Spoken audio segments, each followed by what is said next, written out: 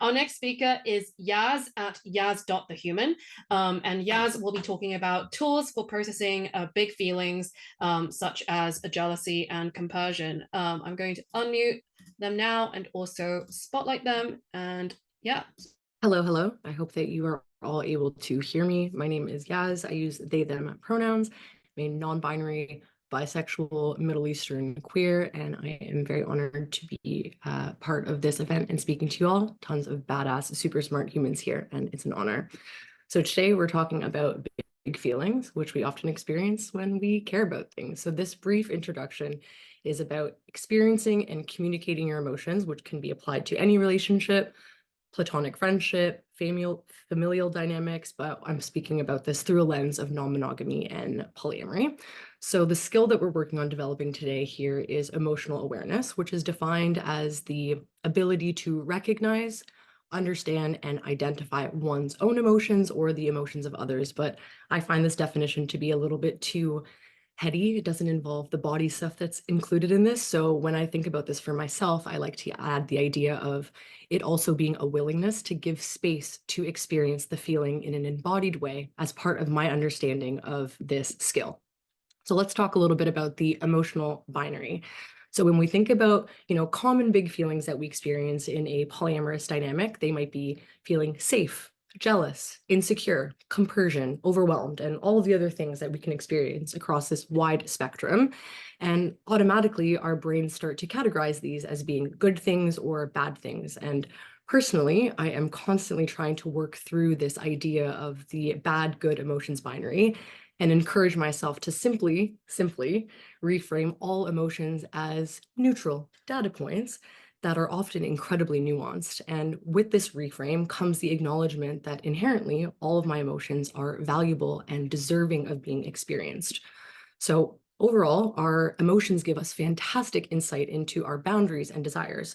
So when we come up against an emotion that we may typically label as being negative, I invite us to reframe this as information around things that we might want to ask for, in the same way that positive emotions tell us, hell yeah, I want more of that thing. So that's the binary. Now, how do we go about actually feeling our feelings? Really complicated, and I've been in therapy trying to figure this out for a long time, still in the process. So this is hard to do, y'all, I get it. And some feelings are a lot more uncomfortable to experience than others, but I'm a true believer that experiencing and allowing a feeling is way better for us in the long term than it is to suppress or avoid them, as Marla was talking about as well. So I see there as being three main steps to feeling a feeling. First is acknowledging what is being felt. Two, allowing the feeling to be felt. And then three, expressing and sharing that feeling. Let's talk about acknowledging what is being felt. Main tool to invite you into is a feelings wheel. This is a quick Google, and it is this very complicated, colorful, and incredibly nuanced tool that separates really big emotions into smaller subsequent ones. But for some of us, it's possible that when we're trying to label or identify a feeling, that like the words to try and find it are not as helpful or accessible as something like another alternative, like identifying a color or a song. So while someone might be able to look at this wheel and say, I am feeling betrayed, someone else who's maybe using a song or music as a tool might say, I'm feeling very much Driver's License by Olivia Rodrigo, which is a song about betrayal.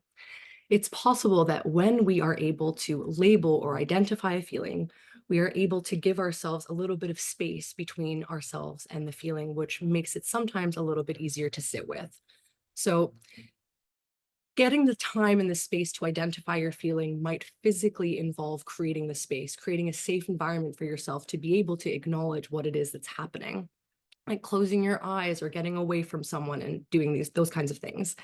And then next, allowing the feelings to actually be felt. When we go straight into shaming ourselves for what we're feeling, we ultimately pause the experience of the initial feeling and replace it or stack on top of it this now new additional feeling of shame or judgment. So how do we pause this judgment? For me, it's often an affirmation or an invitation. My go-tos are often, this feeling is valuable. I have the space to be with this feeling right now. And my favorite one, I am a stunningly complex human and I allow myself to experience my full range. My partner very graciously offered this addition as well, and saying that if affirming feels inaccessible and extending this kind of kindness to yourself and grace is still being developed, you can offer a reminder instead of an affirmation.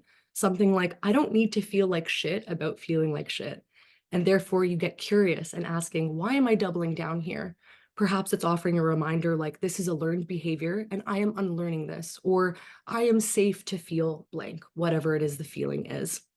And then this third step, after you've started feeling the feeling, is expressing it and then maybe sharing that feeling. Expressing it depending on the feeling, I may opt for something different to continue the embodied experience of feeling like crying, screaming, laughing, dancing, shaking. And part of this process and expressing and sharing the feeling may include letting someone else into your experience, whether this be the person who this experience is centered around or someone completely outside of this. But this can be equal parts terrifying and relieving because being vulnerable is a trip and a half.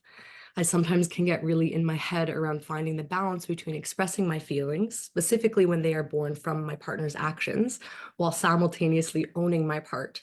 So I offer you, I'll end my time here. I could just keep talking about this forever with a couple of questions that my boss, Casey Tanner from Queer Sex Therapy, offered me.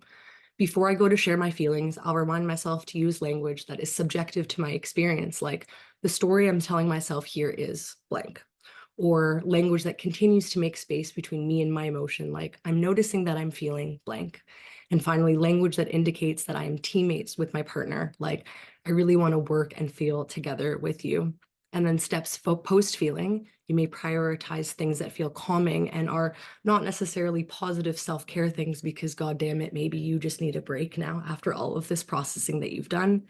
And then perhaps to get curious about what triggered, this initial feeling, and then using this information about the trigger when applicable to inform your next steps and how you want to continue relating to people. Thank you so much. I cannot wait to keep hearing all of you talk, and free Palestine.